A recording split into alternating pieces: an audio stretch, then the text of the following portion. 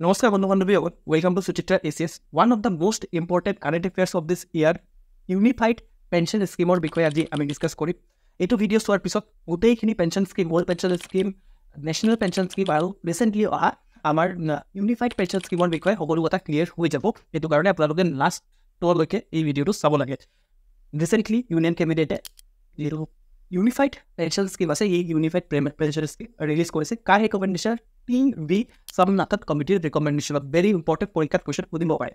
এই যিটো unified pension scheme আছে সেইটো এফেক্টিভ আপোনাৰ এপ্ৰিল 1, 2025 পৰাহে হ'ব। অ'কে, যিটো ইউনিফাইড পেঞ্চন স্কিম আছে ইয়াত মেক্সিমাম প্ৰভিজনছ কেনেকুৱা ধৰণৰ পাব? ওল্ড পেঞ্চন স্কিম আৰু যিটো আমাৰ নিউ পেঞ্চন স্কিম আছে, যিটো নেশ্যনেল পেঞ্চন স্কিম বুলিও কয়, এইটো মিলাই পিনে এটা আপোনাৰ ইণ্টিগ্ৰেটেড প্ৰভিজনছ বনোৱা হৈছে। সেইটো কাৰণে তাৰ নাম হৈছে ইউনিফাইড পেঞ্চন স্কিম। ষ্টেট গভৰ্ণমেণ্টৰ এমপ্লয়ীয়ে যদি বিচাৰে এই পেঞ্চন স্কিমটো এডপ্ট কৰিব পাৰে। ষ্টেট গভৰ্ণমেণ্টবোৰো মানে এডপ্ট কৰিব পাৰে। পেঞ্চন মানেতো আপোনালোকে শুনি যায় যে গভৰ্ণমেণ্টৰ এমপ্লয়ী যেতিয়া আপোনাৰ এটা ৰিটায়াৰ হৈ যোৱাৰ পিছত যিটো এমাউণ্ট পায় তাকে পেঞ্চন বুলি কয়। অ'কে, ইউনিফাইড পেঞ্চন স্কিমৰ মেইন কেৰেক্টাৰিষ্টিকবোৰ কি? এটা হ'ল যে এচিয়ৰ্ড পেঞ্চন, মষ্ট ইম্পৰ্টেণ্ট কেৰেক্টাৰিষ্টিক।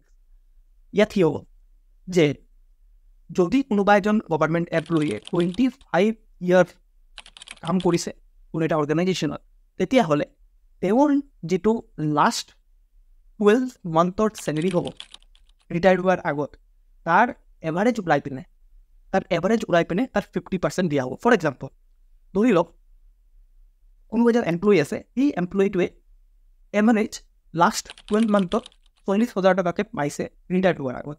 তেতিয়াহ'লে তেওঁ কিমান পাব pension under unified pension scheme? তাৰ 50% মানে 20,000 ৰুপিজ তেওঁ পাব।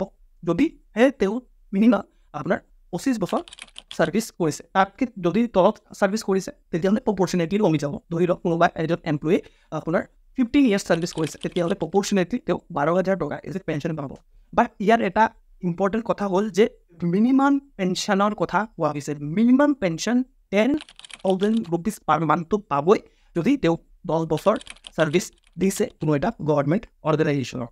অ'কে, যদি আনফৰ্চুনেটলি কিবা কাৰণে এমপ্লয়ীজনৰ ডেথ হৈ যায়, তেতিয়াহ'লে তেওঁ যিটো ইমিডিয়েট ফেমিলি আছে যিমান পেঞ্চন পাই আছে তাত 60% এমাউণ্ট পাব। অ'কে, তাৰপিছত যিটো এমপ্লয়ী আছে, এমপ্লয়ীক চইচো দিয়া হ'ব যে আপুনি ইউনিফাইড পেঞ্চন যিটো স্কিম আছে সেইটো ল'ব বিচাৰিছে নে যিটো নেশ্যনেল পেঞ্চন স্কিম চলি আছে সেইটো থাকিব বিচাৰিছে। এনেকুৱা ধৰণৰ এটা অপশ্যন দিয়া হ'ব। বাট ইম্পৰ্টেণ্ট কথা এইটোৱে যে এই অপশ্যনটো এবাৰে দিয়া হ'ব। অ'কে, তাৰপিছত ডিয়াৰনেছ ৰিলিফ দিয়া হ'ব। মানে হ'ল যে ইনফ্লেশ্যনৰ লগত এডজাষ্ট কৰি পিনে, ইনফ্লেশ্যন মানে বস্তুৰ দাম বাঢ়ি যোৱা, বস্তুৰ দাম বাঢ়িলে আপোনাৰ পেঞ্চনো বাঢ়িব under this unified pension scheme. তাৰপিছত superannuation pay out. Superannuation pay out মানে হ'ল যে এটা গ্ৰেজুৱেটি এমাউণ্টৰ লগত, গ্ৰেজুৱেটি মানে হ'ল যে আপুনি যেতিয়া ৰিটায়াৰ্ড হ'ব এজ এ গভৰ্ণমেণ্ট এমপ্লয়ী, তেতিয়া আপুনি কিবা এটা লামচাম এমাউণ্টত পাব। তাৰ উপৰিও কিছুমান ছুপাৰ এনুৱেটেড পে আউটো দিয়া হ'ব আণ্ডাৰ দিছ স্কিম। অ'কে, এতিয়া আমি ডিছকাছ কৰিম আজি ইউনিফাইড পেঞ্চন স্কিম আৰু ওল্ড পেঞ্চন স্কিম আৰু নেশ্যনেল পেঞ্চন স্কিমৰ মাজত পাৰ্থক্য কি আছে।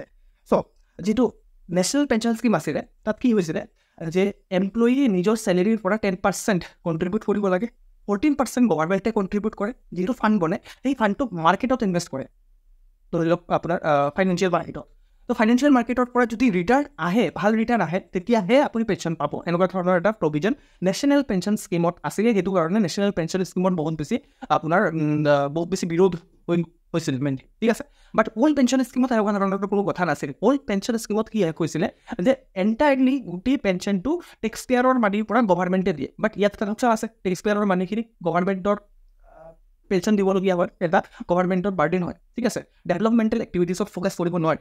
এইটো কাৰণে আপোনাৰ এতিয়া কি হ'ল যে ইউনিফাইড পেঞ্চন স্কিম অনা হ'ল, য'ত কি হ'ল যে নেশ্যনেল পেঞ্চন স্কিমত যিটো ড্ৰবেক আছিলে, ড্ৰবেক কি যে গভৰ্ণমেণ্ট এমপ্লয়ীৰ আপোনাৰ এচিয়ৰ্ড পেঞ্চন নাপায়। বাট ইয়াত এচিয়ৰ্ড পেঞ্চন দিয়া হ'ল। ইনফেক্ট মিনিমাম এটা পেঞ্চনো দিয়া হ'ব যদি আপুনি minimum number of years service দিছে। এইটোৱে আপোনাৰ ইয়াত ডিফাৰেঞ্চ আছে। এই গোটেইখিনি কথা ইয়াত আপোনাৰ টেবুলাৰ ফৰ্মেটত আছে আপোনালোকৰ ৰিভিজনৰ ইজি হোৱাৰ কাৰণে।